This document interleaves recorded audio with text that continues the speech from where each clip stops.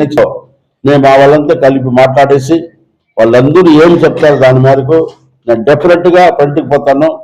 అప్పుడు మిమ్మల్ని అంతా పిలిపి మిమ్మల్ని కూడా ఒపీనియన్ అడుగుతాను. నేను ఈ దారి పోతే నాకు మంచి జరుగుతుంది. అప్పుడు మీరంతా కూడా సలహా ఇవ్వండి. మీ సలహా మేరకు నేను డెఫినెట్ గా ముందుకు పోయి డెఫినెట్ గా ఈ చిత్తూరుకి నేను ఒక ఎంపీ అవుతాను, అయ్యే తీరుతానని కూడా మీ సందర్భం చెప్తాను.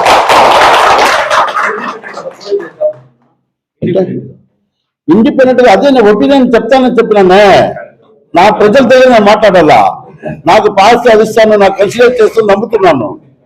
అది పార్టీ